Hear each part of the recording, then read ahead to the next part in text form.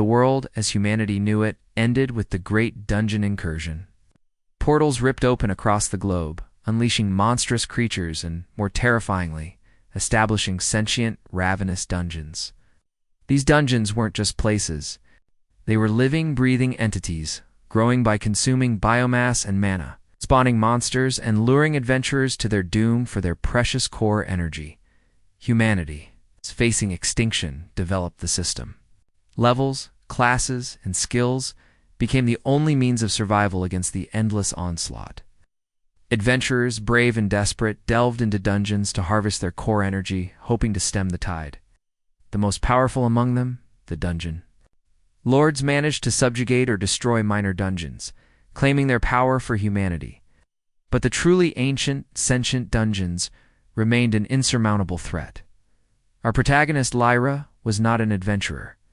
She was a Tier 1 scavenger, eking out a living in the desolate ruins of what was once Mesa, Arizona. Her stats were pathetic. STR 5, DEX 7, Int 12, WIS 10, CHR 6. She possessed no combat skills. Beyond a rudimentary hide passive that occasionally saved her from stray goblins, her primary skill, Ruin Scavenge active, allowed her to find useful, albeit low value, scrap in the wreckage. Lyra's life was one of grim survival. Her only companion was a small, perpetually hungry rat she'd named Squeak, who was surprisingly adept at sniffing out forgotten food caches. One scorching afternoon, scavenging in the remains of a collapsed strip mall, Lyra stumbled into a newly formed fungus grotto dungeon Tier 1, dormant. It was small, barely larger than a few rooms, pulsing with a faint, sickly green light. Most dungeons, even dormant ones, would trigger a system alert, warning adventurers away. This one was silent, almost hidden. As Lyra explored, she found the dungeon's core, a pulsating, moss-covered crystal, barely larger than her fist. It was weak, dying, its energy flickering. Most adventurers would harvest it without a second thought. But as Lyra reached for it, she felt a profound alien despair. A silent plea echoing in her mind. The dungeon was scared, hesitantly. Lyra touched the core. Instead of the usual core energy harvesting prompt, her system interface flared with an unheard-of message: symbiotic bonding protocol initiated. Description: a unique, one-time opportunity to forge a symbiotic link with a dungeon. User's life force will be intertwined with the dungeon's core. Success depends on mutual intent. Current status: awaiting user confirmation. Lyra stared, bewildered. Bond with a dungeon? It was suicide. Dungeons consumed everything. But the despair from the core intensified, a silent, desperate cry for survival. She saw fleeting images. Vast, dark forest, ancient roots, a hidden spring, all within the dungeon's nascent memories. This dungeon was not evil. It was just trying to live. She looked at Squeak, who, for once, wasn't interested in food, but was sniffing the core with a strange intensity. Lyra thought of the endless struggle, the hopelessness of her scavenger life. What did she have to lose, all right? Lyra whispered, "Let's live, then." She confirmed symbiotic bonding protocol. Except, a searing green light erupted from the core. Enveloping Lyra, she felt a profound connection, a merging of her consciousness with the earth, the stone, the nascent fungal network. Her system interface changed drastically. Symbiotic bonding successful. Lyra is now linked to the Mesa Grotto Fungus Grotto Tier 1 new class. Tier 1 Dungeon Symbiote. Lyra. Health bar now displays dungeon health. Mana bar now displays dungeon core energy. New skill: Dungeon Sense, passive, active. Description: allows the user to perceive the immediate surroundings of the dungeon, sense intruders, and understand the dungeon's emotional state. Mana cost: low active. Passive mana regen from dungeon core. Warning: if dungeon is destroyed, user perishes. If user perishes, dungeon goes rogue. Lyra collapsed, gasping, her mind buzzing with 1,000 new sensations. the damp earth, the scent of spores, the slow organic growth of the dungeon around her. She was no longer just Lyra. She was Lyra. Us. Of the Mesa Grotto. Lyra's initial experience as a dungeon symbiote was overwhelming. Her senses were fused with the Mesa Grotto. She felt every creaking root, every falling drop of water, every tiny insect scuttling across its damp floors. The dungeon, in turn, felt her presence, her fear, her curiosity. It was a constant, intimate dialogue without words. Her new skills were bizarre. She had no direct combat abilities. Instead, she had Spore Whisper active, which allowed her to subtly influence the growth and movement of the dungeon's fungal network, creating temporary walls, opening small pathways, or releasing localized, non-lethal clouds of spores. Her primary goal, dictated by the dungeon itself and confirmed by a divine quest: nurture the grotto, help the Mesa Grotto grow, and increase its core energy. Reward: dungeon tier up, new symbiote skills. Was to feed it. Dungeons grew by consuming mana and biomass. As a symbiote, Lyra herself became a conduit for this. When monsters or adventurers entered the dungeon and were killed by its natural defenses or by the few low-level fungus zombies tier 1 the dungeon could currently spawn, their biomass and mana were absorbed, increasing the dungeon's core energy. The problem was, Lyra was essentially the dungeon. If adventurers tried to destroy her core, they were trying to destroy her.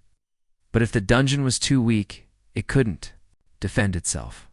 Her dungeon sense was her lifeline. She could see and hear through the dungeon's walls. She became a master of evasion, guiding Squeak, who now seemed to have an innate connection to the dungeon's layout through hidden tunnels and shifting pathways.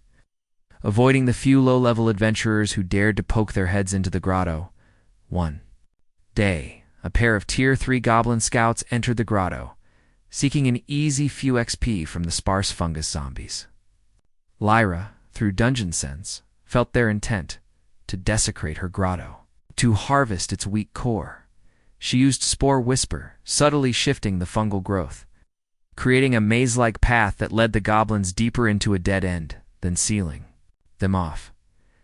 As they struggled, disoriented, the few fungus zombies she could command slowly shambled towards them. It wasn't a glorious battle. It was a slow, terrifying, inevitable consumption. Dungeon core energy plus 200. Biomass absorbed. Mesa Grotto, growing. Lyra, int, plus 1. Whis, plus 1. New passive, biomass attraction, slightly increases chance of monsters, adventurers entering dungeon. Lyra felt the surge of energy, the growth of new roots, new fungal tendrils within her own mind. It was exhilarating and terrifying. She was becoming something monstrous, but something alive. The Mesa Grotto began to grow, slowly but surely.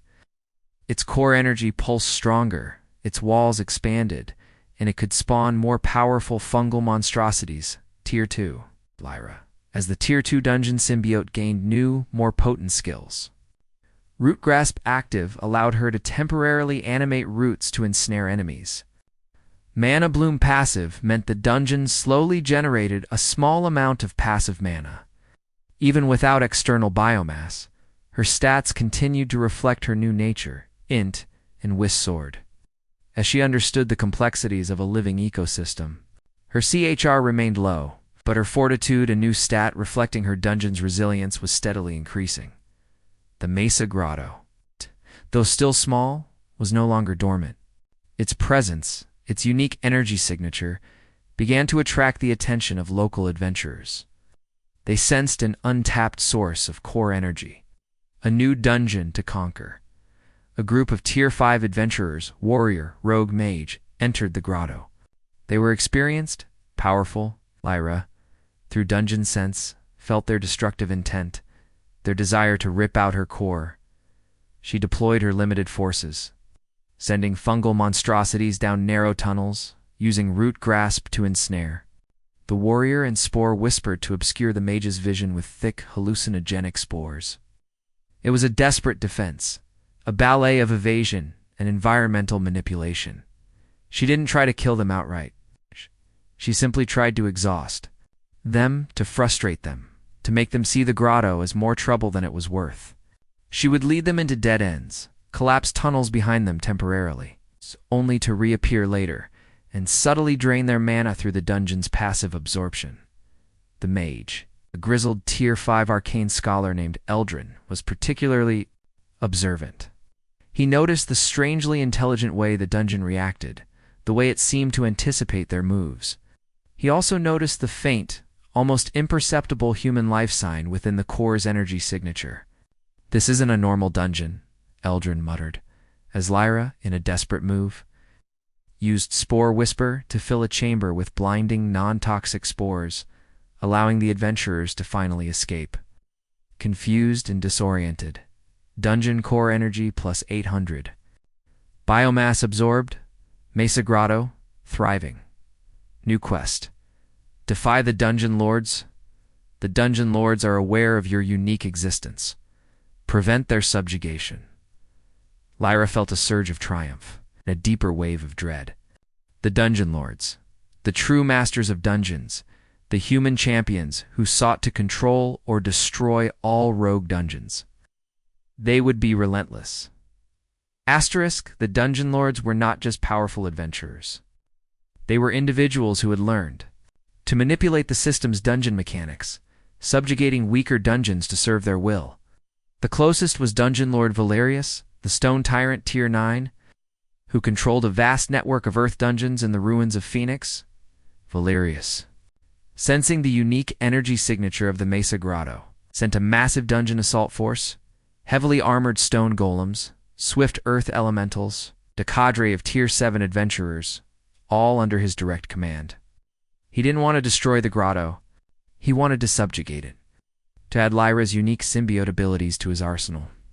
Lyra felt the sheer overwhelming power of Valerius's dungeon network through her dungeon sense. It was like a colossal, grinding weight bearing down on her. The Mesa Grotto shuddered, its core energy flickering with fear. Her Dungeon Symbiote class had progressed to Tier 3 Grotto Guardian. She had gained Terramorph Active, allowing her to reshape small sections of the dungeon's natural earth and stone, creating temporary barriers, pits, or even crude structures. She also had Monster Manifestation active, allowing her to choose the type of fungal monster she spawned. Focusing on more specialized creatures, she began to terraform the grotto, creating a labyrinth of shifting earth walls, choke points, and hidden passages.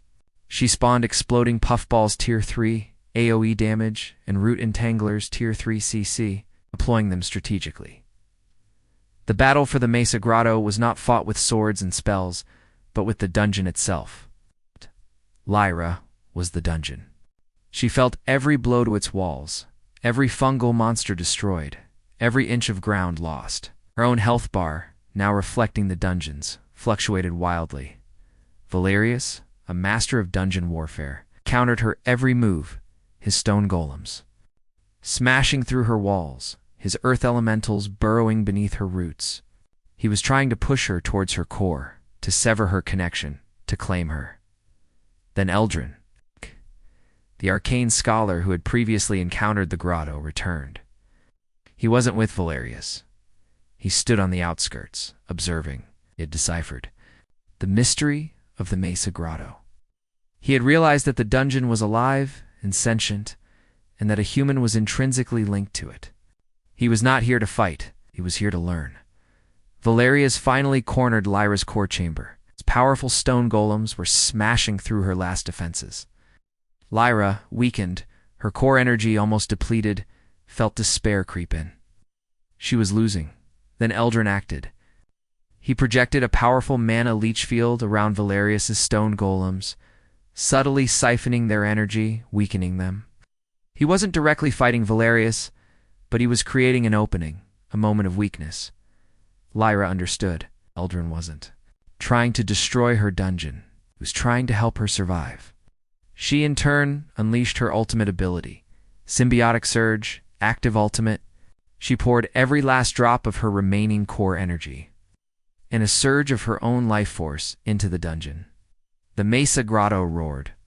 It wasn't a physical sound, but a surge of primal, organic power. Roots erupted from the ground, not merely to ensnare, but to impale. Fungal spores became corrosive. The very earth of the grotto, infused with Lyra's desperate will, rose up, forming a colossal, chitinous grotto guardian avatar. Towering fungal earth golem directly commanded by Lyra, the grotto guardian. Avatar smashed into Valerius's remaining stone golems, destroying them utterly. Valerius, enraged, tried to sever Lyra's connection with a powerful dungeon sealing spell. But the symbiotic surge had intertwined Lyra and the dungeon so completely. The spell found no clear point to sever. The grotto guardian avatar then slammed a colossal fist into Valerius himself. Not to kill him, but to bury him, to immobilize. Him in a tangle of magically reinforced roots and earth, Dungeon Lord Valerius, subjugation attempt failed, immobilized. Prisoner of the Mesa Grotto. Mesa Grotto, Tier Up, Tier 2, Tier 3, Ancient Grotto. Lyra, Level Up, Tier 3 Grotto, Guardian. Tier 4, Symbiotic Overlord. New Ultimate Skill, Dungeon Minlink Active Ultimate. Description: allows the user to establish a temporary, powerful mental link with another dungeon, influencing its actions or absorbing its knowledge. Extremely high mana cost, requires mutual intent or absolute dominance. Lyra, still exhausted, felt the triumph of the grotto.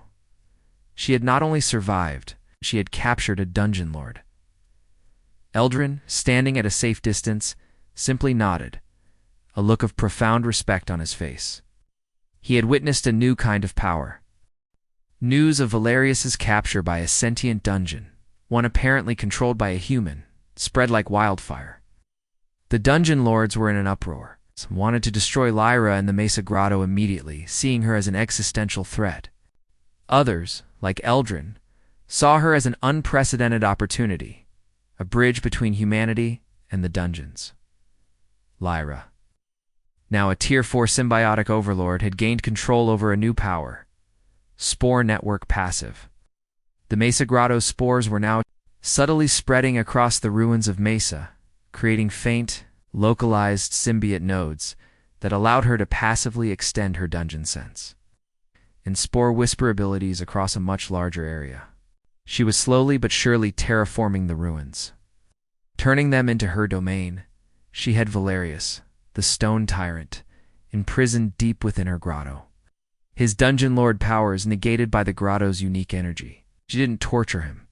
Instead, she used Dungeon Minlink on him, accessing his memories, his knowledge of the system, its dungeon mechanics, of the other dungeon lords. She was learning, and Valerius, trapped within her mind, was forced to teach her. Eldrin the Arcane Scholar became her unlikely ally. He saw her as a living experiment, a walking paradox that could change humanity's understanding of the Great Dungeon Incursion. He shared his knowledge of mana, manipulation, of system lore, of human politics. He became her external interface, her voice to the outside world, the Dungeon Council, clandestine gathering of the most powerful and paranoid dungeon lords.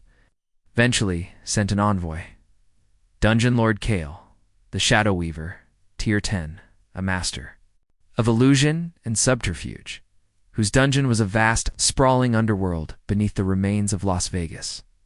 Kale wanted answers. Lyra met him, not in her core chamber, but in a newly formed, elegantly sculpted fungal cavern within the Mesa Grotto. Valerius, subtly influenced by Lyra's spore whisper to appear contrite, was present as a guest. Lyra, through Eldrin, presented her case. She was not an enemy. She was a symbiote. She didn't seek to destroy humanity or the dungeons. She sought coexistence, balance. She offered the possibility of dungeons not as ravenous parasites, but as living ecosystems that could be managed. Even partnered with Kale, the Shadow Weaver was intrigued. He, like Lyra, understood the system's nuances. He sensed her truth. He saw the potential. Proposed a symbiote accord. Lyra would become a neutral party, a liaison between the dungeon lords and humanity, a keeper of balance. In exchange, the Mesa Grotto would be left unmolested, and her unique knowledge would be shared with the Dungeon Council. Lyra agreed. She was no longer just the symbiote of a single grotto. She was the voice of a new era. Asterisk years passed. Lyra, the former scavenger of Mesa, was now a legend, the symbiotic empress of the Grotto Tier 5 Apex symbiote. Her core, the original moss-covered crystal, had grown into a colossal, pulsating heart of living earth, from which radiated a vast, intricate network of fungal roots and tendrils that spanned across the reclaimed ruins of Mesa, Arizona. The Mesa Grotto was no longer just a dungeon. It was a living city, a symbiotic ecosystem where humans and dungeon creatures coexisted, all under Lyra's benevolent, all-encompassing dungeon mindlink. Her ultimate skill, global symbiosis, active ultimate, allowed her to subtly influence other dungeons, encouraging cooperation, discouraging rampant growth, and even facilitating peaceful mana exchange with human settlements. The Great Dungeon Incursion was not over, but it was being managed. A fragile yet promising balance had been struck. Eldrin became her chief advisor, his arcane scholar knowledge blending with Lyra's symbiotic wisdom to create truly unprecedented magical advancements. Valerius, the former stone tyrant, humbled and transformed by Lyra's pervasive influence, became her loyal general. Overseeing the defense and expansion of her unique domain, the ultimate lesson of Lyra's journey. It's not about defeating monsters or accumulating power. It was about understanding, adaptation, and the fundamental power of symbiotic coexistence. The world, initially ripped apart by conflict, was slowly being stitched back together by a human who dared to form a bond with her supposed enemy, Lyra. In her final address to the combined human and dungeon council, spoke not of war, but of life. "We are all part of a larger ecosystem," she stated, her voice resonating with the quiet authority of one who had literally woven new life into the world. "The dungeons are not just monsters. They are living beings. Humanity is not just prey. We are partners. Our future lies not in domination, but in symbiosis." The Dungeon Symbiote class, once an impossible anomaly, was now understood. It was a new paradigm of existence, a bridge between two warring species. And somewhere, in the verdant, thriving ruins of Mesa, a young human child would play alongside a gentle fungal creature, unaware of the war that had raged, living in the symbiotic peace that Lyra, the Dungeon Symbiote, had created. The Dungeon Symbiote had not just survived. She had transformed the very definition of life on Erthos,